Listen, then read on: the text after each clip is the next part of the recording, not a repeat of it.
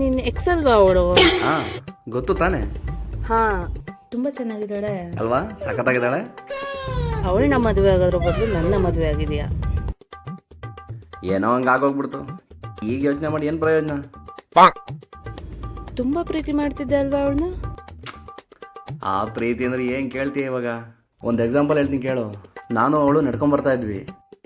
ಅವತ್ತು ನನ್ನ ಹತ್ರ ಕಾಸಿರಲಿಲ್ಲ. ಅವಳು ಪಾನಿಪುರಿ ತಿನ್ಬೇಕು ಅಂತ ಓ, ಅಂದ್ಲು. ಸೊ ನಾನೇನು ಮಾಡಿದೆ, ಯಾವುದೋ ಒಂದು ಅಂಗಡಿ, ಒಂದು ಪಾನಿಪುರಿ ಅಂಗಡಿ ಕಾಣಿಸ್ತು. ಯಾರ್ದೋ ಒಂದು ಗೊತ್ತಿಲ್ಲ, ಯಾವುದೋ ಒಂದು ಗೊತ್ತಿಲ್ಲ. ರಿಕ್ವೆಸ್ಟ್ ಮಾಡಿ ಕೇಳ್ಕೊಂಡು ಹಣ ಒಂದು ಪಾನಿಪುರಿ ಬೇಕು ಅಂತ ಅದು ಇದು ಹೇಳಿ ಹಂಗೆ ಅವಳಿಗೆ ಪಾನಿಪುರಿ ಕೊಡಿಸಿದ್ದೆ. ಓ, ಕ್ಯಾಶ್ ತಂದಿದ್ಯಾ? ಈಗೆಲ್ಲ ಕ್ಯಾಶ್ ಹಾಕ್ತಾರಮ್ಮ, ಈಗೆಲ್ಲ ಮೊಬೈಲ್ ಎಲ್ಲ ಸ್ಕ್ಯಾನು. ಅವಾಗೆಲ್ಲ ಬರೀ ಕ್ಯಾಶೇ, ಅದರ ಅಂತ ಕ್ಯಾಶು ಇರಲಿಲ್ಲ. ಆ ರೇಂಜ್ ಲವ್ ಸ್ಟೋರಿ ಗೊತ್ತಾ?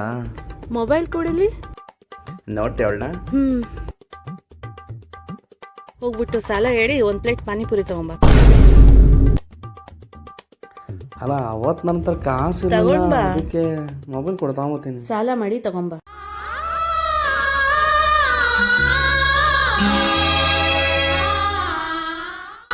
ತಗೊಂಬ.